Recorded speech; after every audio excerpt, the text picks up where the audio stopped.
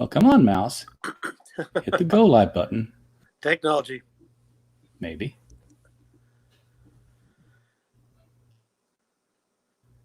Yeah, an old laptop, and I'm closing out every window I have so that I can not be losing power away from the live stream. And we are live now. All right, so I'm going to go into YouTube because I see it, and we're going to. And I can hear. I've actually had your channel up on my laptop, and I can hear. So you won't get an echo from the background. I'll go ahead and shut that down real quick. Be right back. All right.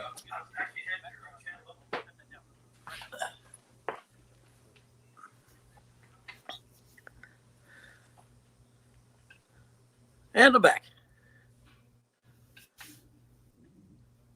And I think the echo is gone now. Yeah, that was my laptop.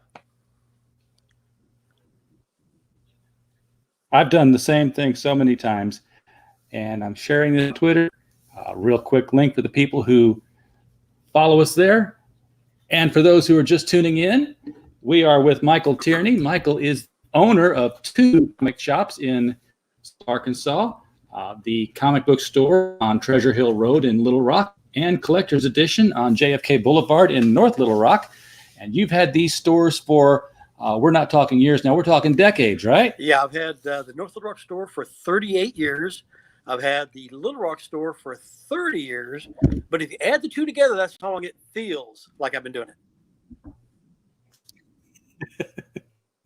it. 60 years shop running experience. Yep, almost like my entire life feels like. So basically, when they said let's do the direct market thing, you were open the next day. It's almost like I was right there at the forefront. I'm what you call a first generation store. I don't know if there's any other stores around. There might be 1 or 2 that still have the same owner from the first generation.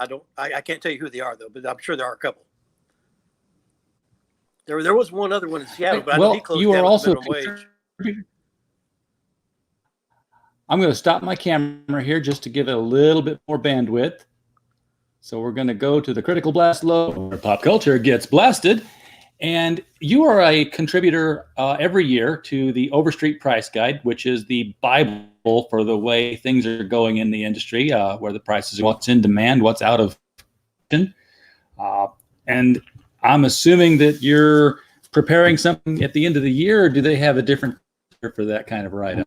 Already turned it in about 3 weeks ago. Well, we won't see print until the end of July, so it's a little tricky talking about things that won't see print for like 7 months and try to sound like you're talking current. But what I do on my report is I'll just focus on the calendar year. So my report basically talks about what happened in 2019.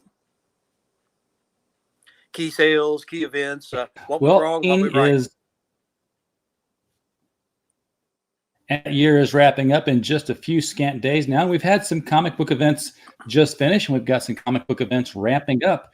I'm holding in my hands here the issue of Doomsday Clock, which I thought would be a much, much bigger deal for the DC universe, and turned out to be, for me, kind of a big nothing.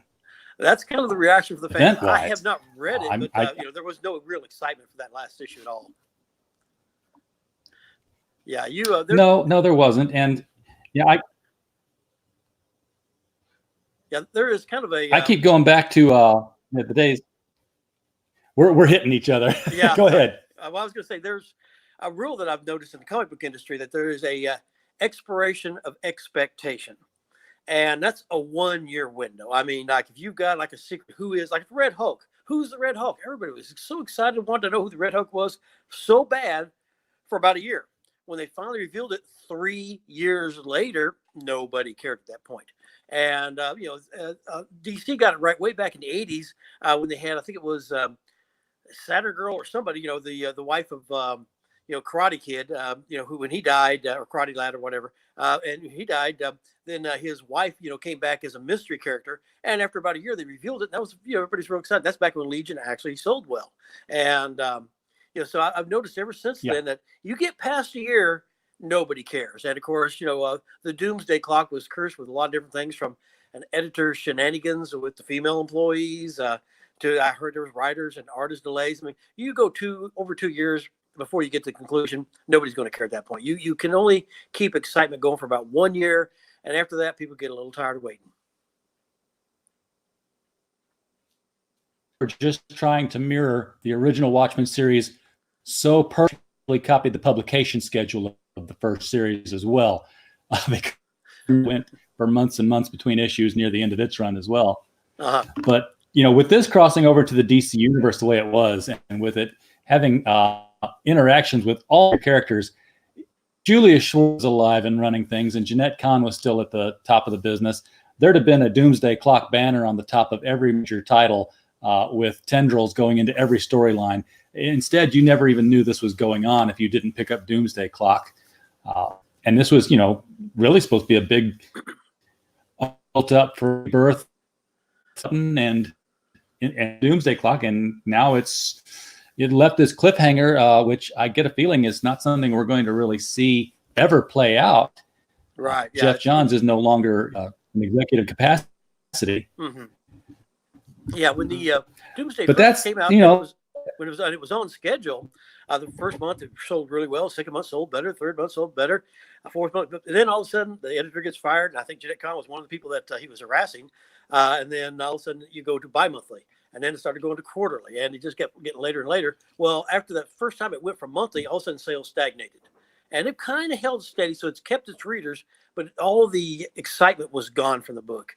And of course, the whole reveal of how the Watchmen was going to be the reason of the rebirth universe. That plot line was lost because all the other books kind of moved past where they were going to tie into it, because it didn't happen until a year after the other books had kept going, because they couldn't delay their entire universe for a whole year waiting for the Watchmen to come out, or the Doomsday Clock to come out. And another kind of a historical point on this that, a lot of people nowadays probably won't know or remember. For me, my very first catalog that I did way back in 1982 had 2 books in it that were both the first 2 comic book direct sale exclusive. These were the first couple comics ever sold only to the comic book industry. One of them was Redeemer by Gerald Kubert, which never did come out. And the other one was Camelot 3000 #1. Great story about Mike Barr. Fantastic artwork by Brian Boland. Yeah, and it came out, and it was the hottest thing you could see. By month 6, that was #1 was a $15 book, and this is back when the cover price was $1.50. So the demand was hot, and then it got up to issue 10, and all of a sudden the monthly schedule stopped, and it took them 6 months to get number 11 out. Then it took them another year to get number 12 out. Well, by the time number 12 came out, that $15 #1 was back to a cover price book, and to this day it still has no demand. I mean, it just completely destroyed the interest. And unfortunately, the very first direct sales only series was also the very first one to have chronic late shipping, and that late shipping has plagued the industry ever since. I consistently believe that you should never solicit any book, limited series, unless you have the whole thing done or bulk of it done, and you can and time to keep things going. Because exactly. You never know if a writer's going to get thrown in front of a bus or something's going to happen with the industry. So have a finished product and and then solicit it. Yeah, when I was doing my Wall Stars comics, I was working way in advance, and the artists I had working for me kept saying, "Man, we wish we could get Marvel and DC to work the way you work," because I made sure to have everything done way in advance, had everything already written out, and it ran smooth. But I guess they just don't work that way. I mean, they want they have to invest so much money in these products. They want to start generating income as quick as they can, and they get in a rush. The news gets leaked, and that's another problem about leaking the news too far in advance on a project. I've seen books that were advertised like a whole year before they came out. Then by the time they came out, everybody's like, "Oh, hey, isn't that something old? Didn't that already run and go?" And the first issue is just arriving on the shelf. So again, you get to that expiration of expectation.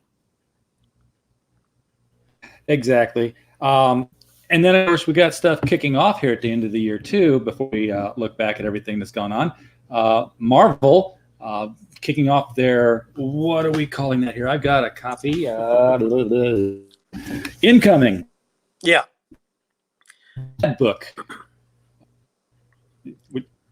Which you probably heard people talking about that already. It's the DC sampler of 20, 30 years ago, but $9.99 more than the DC sampler was. Yeah, it's expensive, and I ordered really light because they didn't really tell me much what it was going to be. Hey, it's going to be hot. Buy it. Like, no, if you're not telling me what it is, I'm not buying it. And I did sell out of it because I ordered very light, and I did order some more, even though they're already advertising a second printing first printings were still plentifully available there. So, yeah, obviously it hasn't been the hit they thought it was going to be. 4-page stories that are all continued in. Yeah. It's the DC sampler of, we make books last year, we're going to make books next year. These are what the books are going to be next year. Yeah. And I guess it's all leading into some Kree Skrull alliance. Will be the big invasion thing in Marvel again. Yeah. So. Yeah, the House of No New Ideas. We'll see what's. Yeah. Well, let's see houses for last year and see who did what right and what were the biggest failures. What kind of year? Well, your store is different than most for the industry, because you actually will tell a publisher, no, I'm not buying this thing. So you don't get stuck with a lot of stuff. Oh yeah, I hate to say it, and then this. So it's harder to gauge from you what fails. Yeah, well, because there's certain titles I can't even sell a single copy of from Marvel and DC, which is unheard of. I've been, like I said, in business 38 years, and up until just the last couple of years, there never was such a thing as a Marvel DC comic that couldn't sell a single copy. And there's certain writers whose name, when you see him pop up, like Dan Didio, you see his name, like, oh, that's got Trimble written all over it, and to start cutting back. Every now and then they'll write something like Metal Man. He's writing that one right now. And I'm actually selling a couple of copies of that because there's some people who they're going to buy it no matter who writes it. I mean, it could be Mephisto writing it, and they would buy it. And so you just got some diehard fans on certain titles, but there's some other titles that you put those names on there, and they've got no following. People don't like their work, and they just won't buy it. Some other names, it's like people who used to be really big in the past, and then they just lose their demand. I mean, Chris Claremont used to be the top selling icon in the Marvel universe with the X-Men. Just about everything else he's written has gotten canceled. So he found and struck gold with X-Men. He had the formula, and he's never been able to recreate it. So some guys have it sometimes, and sometimes they don't. So what kind of are sitting on your shelf? You said you can't sell a single copy up from the big two here. Who at that level, because you don't order books that don't sell. You're very candid on making sure that you only gamble on what you're reading. Yeah. Well, it's like Moon Girl and Devil Dinosaur. At one store, I can't sell a single copy of that. Riri Ironheart, I can't sell a single copy of that at another store. Sometimes it's still those leftovers from that whole social justice warrior thing that they were trying to push a couple years back. And, and people resisted it then, and they still resist it now. I mean, I'll still, try every night. I'll go 2 or 3 months, not carry it. Then I'll get a copy back on the shelf. Say, okay, let's see if that's changed. If anybody's coming in now, sure enough, the copy will sit there unsold. Like, all right, don't order it for another couple months, because I'm not in business to promote books that nobody wants to buy. So, if my customers want it, I'll carry it. It does not matter what I think of a book. That has no bearing in my purchasing. It's all, what do my customers think? What are they asking for? If they want something, I'm going to carry it for them. And that was the first thing I learned in business was when I first opened up business, I thought, okay, everybody's going to want this, going to want that. Found out real fast my taste, had nothing to do with it. And actually, I quit reading a lot of the books because I found out I ordered better. The worst catalog order I ever did was like back in '92. I took the previews with me on a cruise vacation. I read that thing in the airport, read it while I was traveling in the plane. I studied that thing, thought this is going to be the best catalog I ever did, and it was the worst. I ordered so much stuff that did not sell. So now I'll wait till the last minute to work on my catalog, and I'll be going through like, hey, that looks like that's a pretty good looking book. And wait a minute, not one person has asked for that? All right, so let's just back up and let's get a little bit more conservative on what we're going to order. And there are so many titles from Marvel DC that I thought, okay, I've ordered way too conservative on that, and found out later, no, you still ordered way too heavy. They're still sitting there.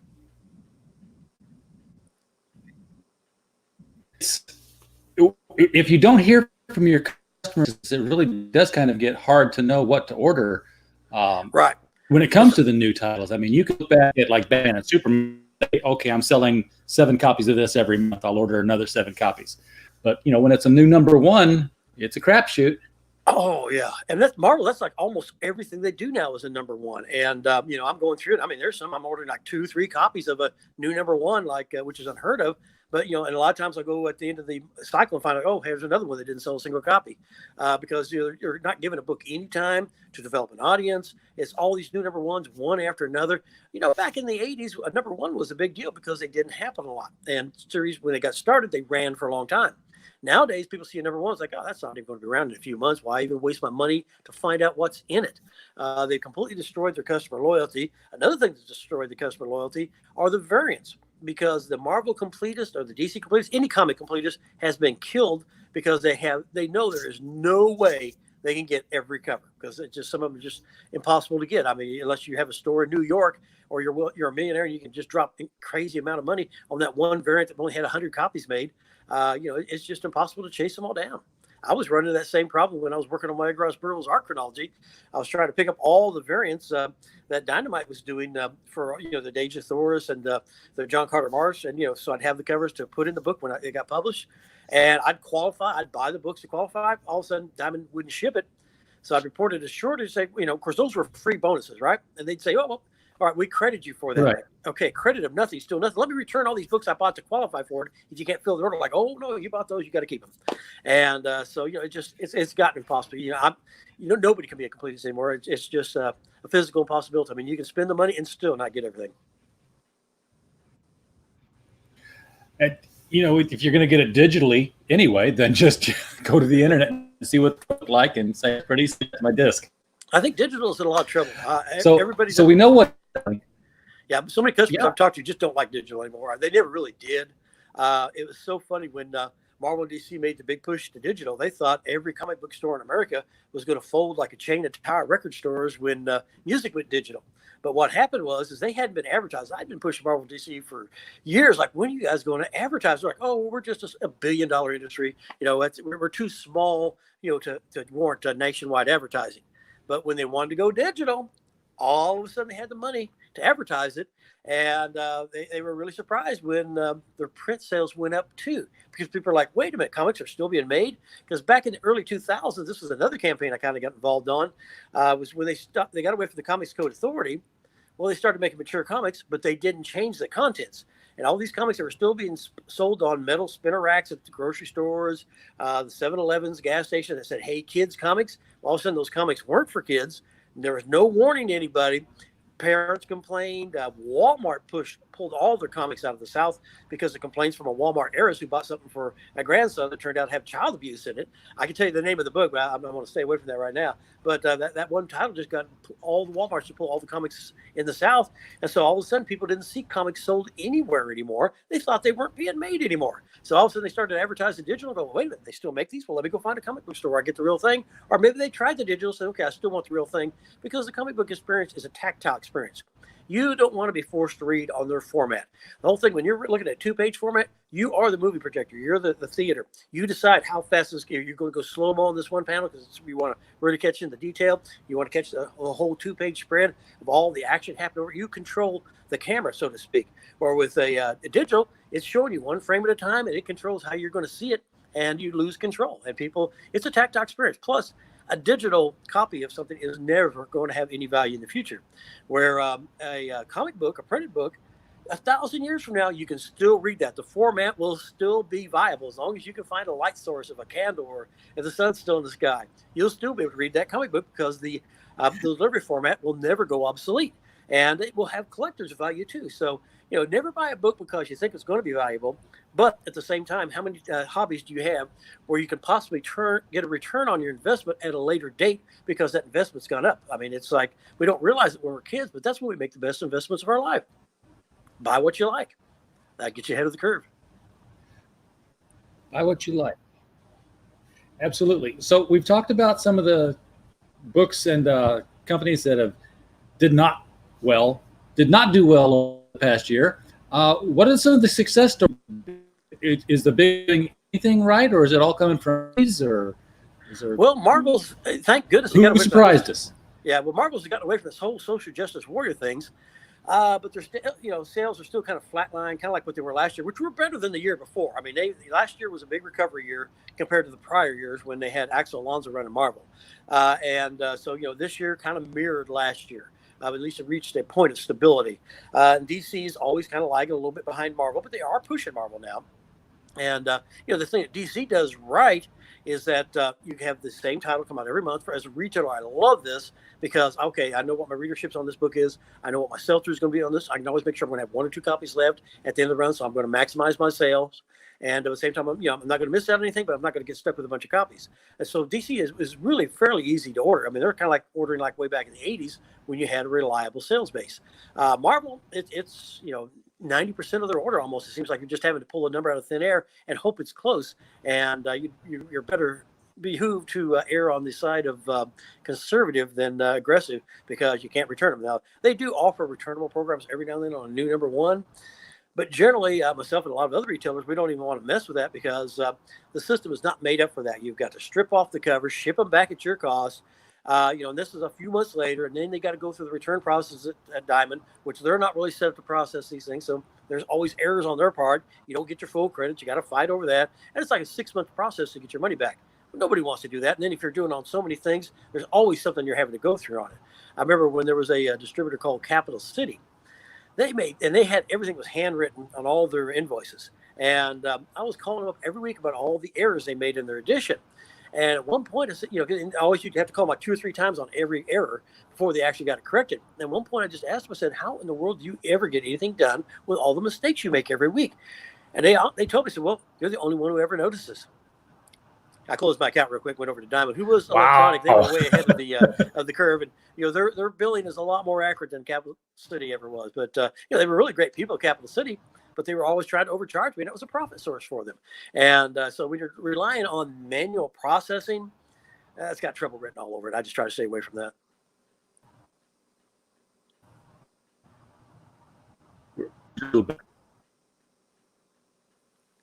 I didn't quite get that.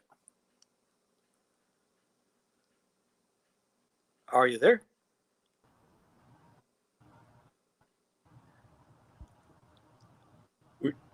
We froze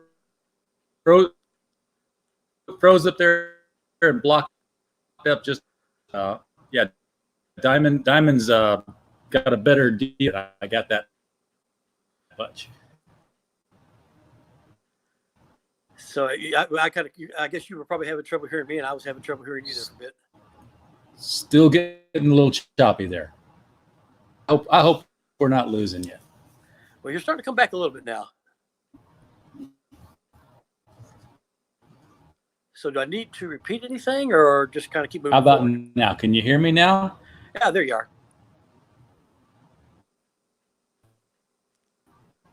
Adventures in Broadcast. Oh, we're back up. Good.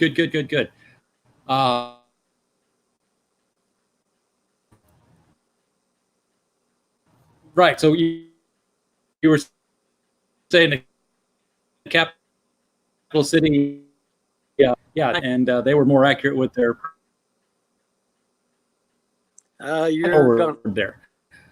Are you able to hear me very well? Because I get like about a quarter of each word. So what I was because to the slowdown on the feed there, but it's a big deal when a book is DC. Big deal when DC made Bordertown returnable because of the mess they had with the writer involved with that one. Yeah, and it's not really worth messing with returns, because it's a manual process. And are you okay? Hold the mic. I don't know if it's my internet connection or yours between here with the microphones hitting, but was that it was a big deal earlier this year when DC made Bordertown because of with their writer involved with that project. Yeah, just the whole thing is you got to rely. That goes back to working on a project far enough in advance to when you release it, there's going to be more coming out. And how about talk about a mess earlier in the year? The Wonder Twins. Remember that one? Originally solicited as an all ages book, and it was not. That's another book I can't sell a single copy of at one of my stores.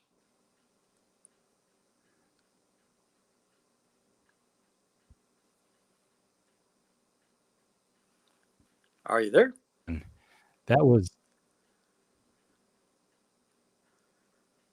Is that still coming out? Oh, okay. There you are. Yeah, Wonder Twins is still coming out. Are they still making Wonder Twins? Yeah, it was a 12-issue series. I'm here. Can you hear me?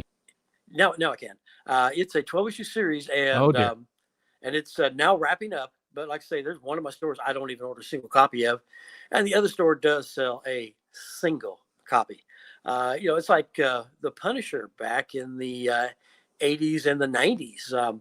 I used to sell hundreds of copies. I mean, when it was a long running series, they averaged out about 60 an issue when you got, in the high numbers. Nowadays, I'm lucky to sell, a half a dozen copies of that one. Now that's aimed at the mature and, it just, I guess my customers just prefer their grit and gore at a little bit more of a level of that's not quite so overt. There are a few people who buy it for that, but it's just when you really narrow down your audience on who can buy your product, you narrow down your audience on who can buy your product. I mean, it just doesn't make a lot of sense to just because you got to have this one little scene or the one word in there that all of a sudden you can't sell to a whole group of people.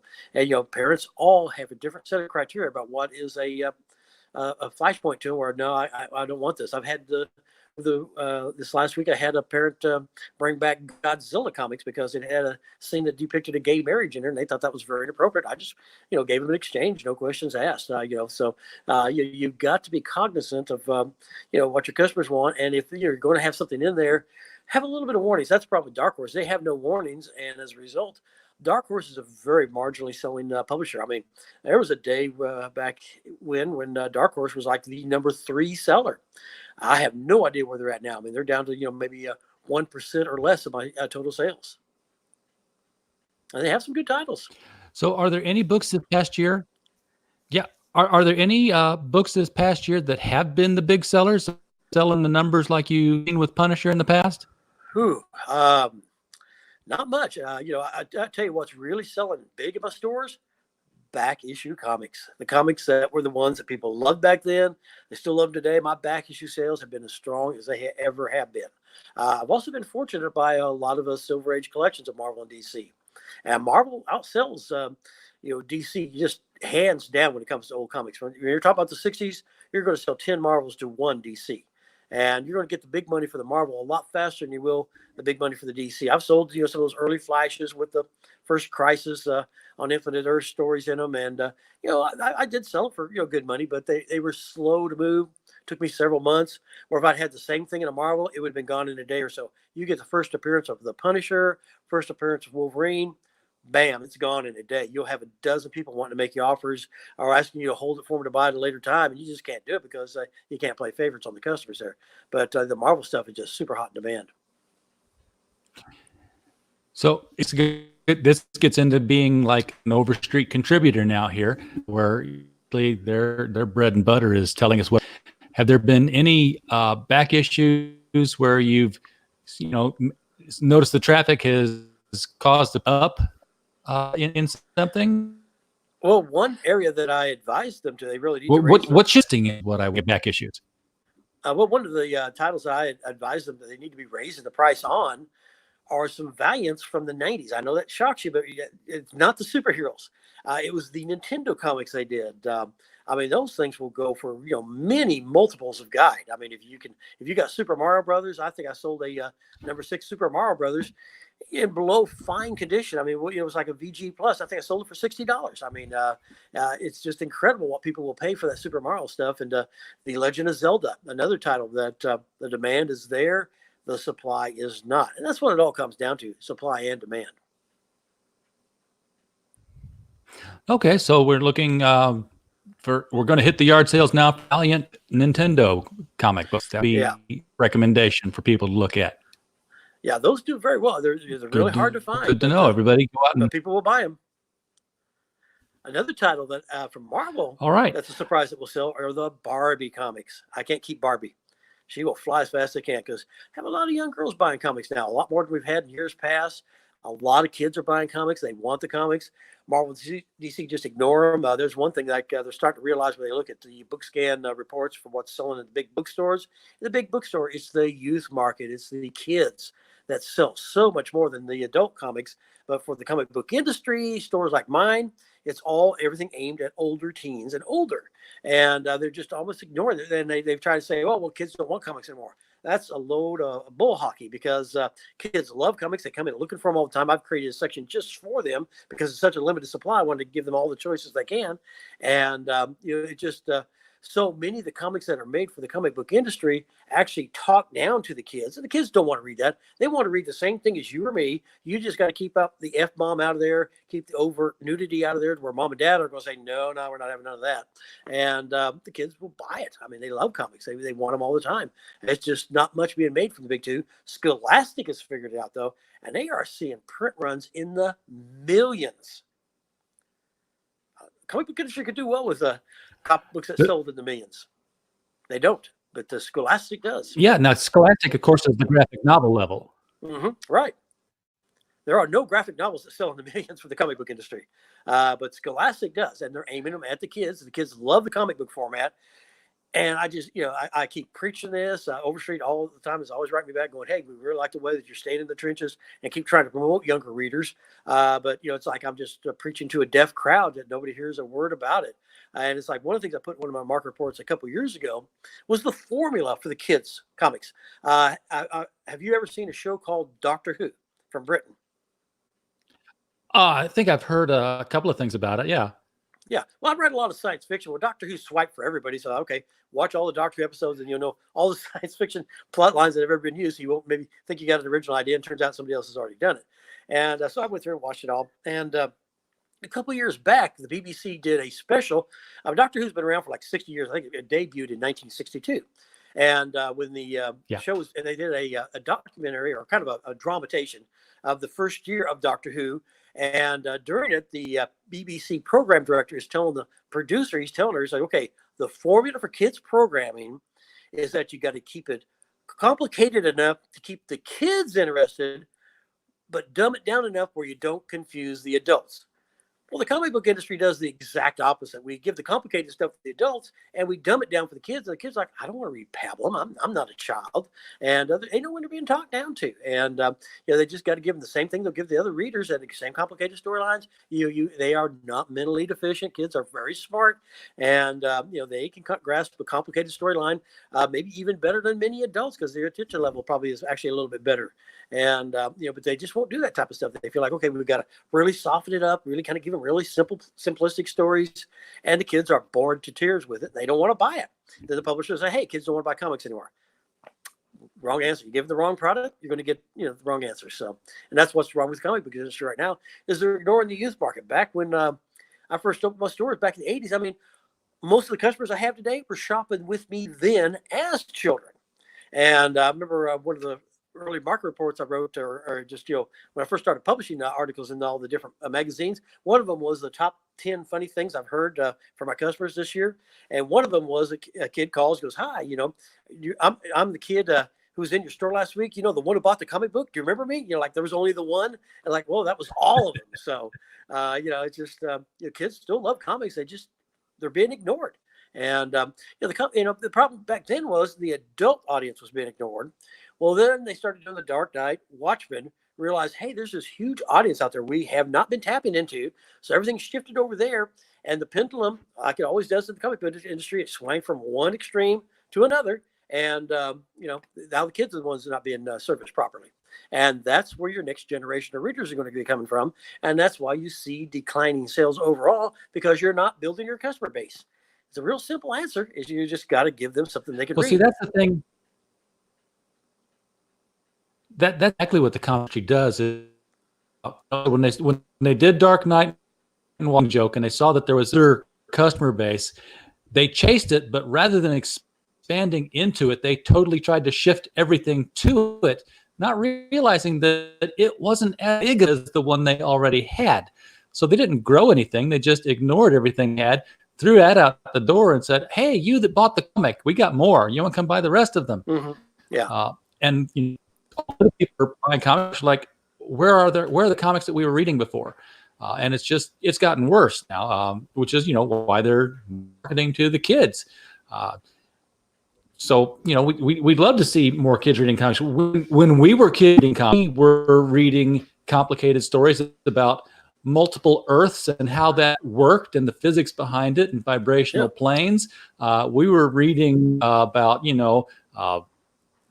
superheroines being possessed by cosmic entities and committing genocide on planetary scale. Oh yeah. And it was all reading, and we got it. Got Dark Admiral March Hare in the chat there. Dark Admiral, we're with Michael Tierney, Little Rock, and we're talking about the year-end comics. So you've missed it, or maybe go back and catch up from the beginning. But but we're having a good time here. Oh, yeah, and talking about things that they used to do right year? And doing wrong. It's like back in the 80s when Jim Shooter was editor-in-chief at Marvel. Marvel was 2/3 of the marketplace, and the market was so much bigger. The print runs were so much larger than they are now.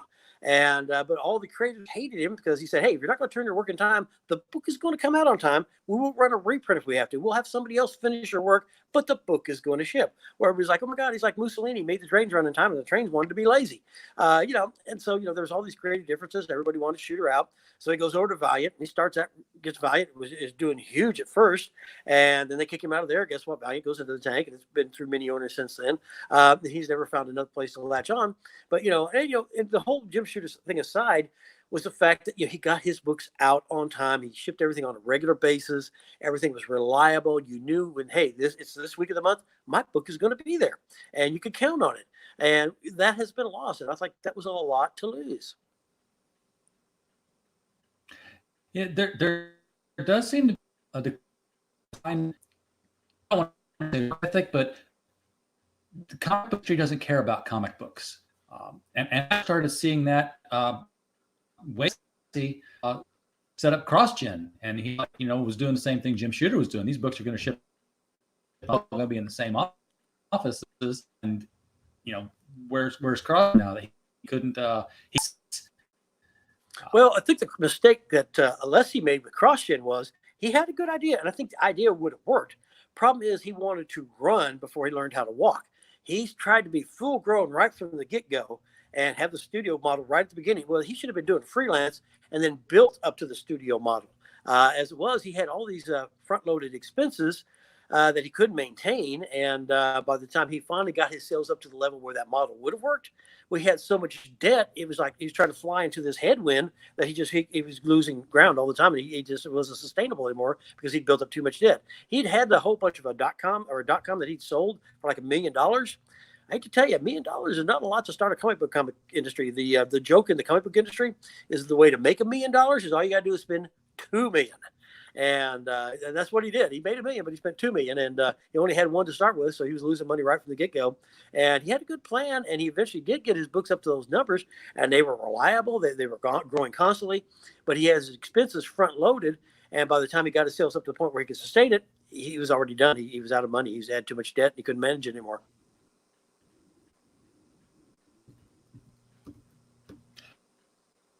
Yeah, we're putting out comics, but they're putting out one single comic. People are going to Kickstarter and raising the funds based off, sample artwork and getting interest to work. Yeah, Kickstarter is a great new platform. Printing on demand, 100,000, 600,000. So I'm hoping that I see the future for that, but it's not something that I can see as being sustainable for a company. I don't know how you would Kickstarter or Indiegogo a whole company of comic books. But I know some people take 2 years to get their book out, which again is that expectations expiration happening. Yeah, exactly. And then some people are, I'm going to be putting out 5 books next year, and they're on time and they're doing it. The guy's military and he's very precise about. And he's, putting out the books he says he's going to put out on the day he says he's going to put them out. Oh, yeah, that's good. I've had a bunch of books published on Kickstarter. My first batch was the Edgar Rice Burroughs art chronology. And that one, I had it done. I'd turned it into them, and it could have met the original solicitation date, but we had to go through a whole bunch of other editors who wanted to proofread it. All kept thinking I was making mistakes because they were looking at errors other people have been putting on the internet for 50 years. And I'm like, no, I'm looking at the copy. I got my information right. And you had to go through the Burroughs people. And they had a guy there who wanted to take his time, and he wasn't in a hurry. Finally, he got pushed along to where, okay, he'll turn. He put several months extra on us that weren't necessary. And so it was almost maybe 9 months after the original solicitation date did it actually ship. But, there was a lot of production delays then. On top of that, there was a slipcase that had some delays getting ready to, so, it took a while to get out. Now I've had several Wild Stars novels published through Kursova, and every one of those have shipped early. Because again, I have the work done already. It's just a matter of once you collect the money, print it and ship it. And we've shipped early on every single one of them. So, I've never missed a deadline myself. And that's one thing, you've got to be reliable, and you can't leave the people hanging and pass that expiration of expectation. Yep. All right. Well, let's go out on a high note here. And, what if you had to look at two in the most optimistic light possible and say, hey, we had some problems, but it gave us these books. What would be those books? What would be the things that people should and say, yes, this? Well, I didn't quite catch all the questions there, but I got two things. But one thing I would say positive for coming up the next year kind of ties back into the Marvel Universe, and that Kevin Feige, who ran the movie universe, has been put in charge of the television universe. And this is the big thing. He's been put in charge of the comic book universe. So I have high hopes that Marvel will start to, go back to maybe the days of Jim Shooter, where everything gets coordinated. If a director isn't following the models, hey, this is what the Marvel way is, we'll get somebody else in there, we'll get it done, and we'll get it out. And so I have hopes of him, taking a reins of Marvel and maybe, bringing them back to their heights of glory. Because people want to buy Marvel comics. You just got to give them the comics they want to read. And, so that's, I got a lot of hope for that. DC, I mean, they've got some good characters. They got some good product. They've just done a lot of things that just seem kind of weird. Get rid of the Vertigo, replace it with a Black Label. Very mixed results on that. I mean, some books have done good, some books haven't. But my biggest hope is, in the management shakeup of Marvel, because it really helped a lot when they got rid of Axel Alonso a couple of years ago. And I haven't heard much about Jablonski. People don't even hardly know that his name is the publisher. And now you get Kevin Feige in there. Maybe we'll have a lot more direction, a lot more planning, and have a game plan rather than just because the big excitement a year ago was the return of Wolverine. Well, I did this little mini series, and that was it. Now I'm finally ordering a new Wolverine #1 this year. I thought he would have been back out a whole year ago. So again, maybe we start getting some better planning and get the characters back that people want to buy. That's the key. Maybe with a unified leadership over the television, movies, and the comics, people will see a comic and actually be able to find a comic that they of the same character, because we know that. Oh yeah, when they had Axel Alonso, I'm not kidding. I'd have people come in, because none of the characters were being made in comics that were being made on the TV. So I'd have a guy come in and say, "Yeah, I want to buy a Wolverine comic." Okay, well he's a little girl now. What? Okay, well give me Thor. Well, Thor's Jane Foster now. What? Okay, well give me Hulk. Okay, well Hulk's either the She-Hulk or okay, stop right there. Give me Hawkeye. I know I'll be saving Hawkeye. Well, Hawkeye's a woman now. What? Well, give me Iron Man. Okay, Iron Man's a young black lady. What? And then finally one guy goes, "You got to be punking me. There is absolutely no way they're not making a single comic based on any of the characters from the movies." And they weren't. And they wondered why their sales were crashing. So give the customers what they want. It's a real simple formula. Good story, good art, and characters people want to read. I mean, and it's got to be those characters, not just that character's name stuck on something else, kind of like somebody walking up on Halloween with a little cardboard cut of a mask. Oh, yeah, you really look like that. No, you don't. Well, maybe things are going to start looking up then for 2020. I'm definitely hoping so.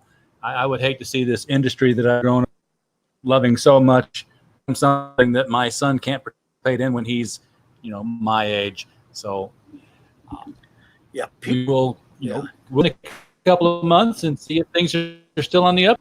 Yeah, people love comics. You just got to give the people what they love. The books they want to read, and it's a real simple formula. They just haven't followed it, but hopefully they will. And appreciate people like yourself out there helping keep the word of the comics alive, what's going on in the comic book industry, talking about it. As long as people are talking about comics, they're interested in comics. So let's keep it going, keep it rolling. Hopefully I'll be doing this another 38 years from now. All right, I hope so too. We are here with Michael Tierney of the Comic Book Store in Little Rock, Arkansas, and Collector's Edition in North Little Rock, Arkansas on JFK Boulevard, contributor to the Overstreet Price Guide, and author of Tarzan and the Mysterious She with Edgar Rice Burroughs as co-author. And I don't want to say the name wrong, but the collected Tarzan edition you did, what was the title on that one, the whole compendium? Oh, the Edgar Rice Burroughs 100-Year Art Chronology, 5-star rated on Amazon. They're down to like 3 copies now, but they'll order more if they sell out. So, yeah, they're available, and everybody really loves it. It's if you like a beautiful artwork that goes back to 1912 when the first pulp came out with Tarzan. I've got all the pulps, all the covers from all the books, paperbacks, hardcovers in the U.S. and U.K., including all the U.S. and U.K. comics of every character ever. I mean, I give you the entire history, which is also kind of a little bit of a history of the comic book industry and also a history of the printing industry, too, because the printing industry has changed quite a bit. But you get all of that in there because I'm a former journeyman printer and printing division manager before I started my stores. So it's nice to weave all those different facets of the making of your fun literature all into one book. All right, Michael, thank you for joining us again. We will do this again in a month or so, and end it here. Thank you, everybody. If you like this kind of support our channel, please do subscribe and hit the like button. When we do this, we try to get a couple out there every week, and help us in other ways. We've got links out there for our t-shirt store. We have begun publishing from Critical Blast Services, which features a short story from Michael Tierney, and our latest young adult novel, Bulletproof, which is a superhero novel for young adults featuring a bulletproof character who has attention deficit disorder, perfect for the high school crowd, the young adult crowd. And we are also soliciting and reading for our next through the end of April for a series called The Devil You Know, all about people's encounters and contracts and deals with the devil. So if you're interested in that, there's a link to that. Again, thank you everybody for coming by. Anything you want to hear from us, in that second, cater to you. You are the customer. We don't exist without. It's been a pleasure. It's a pleasure for me too. Thank you for having me on.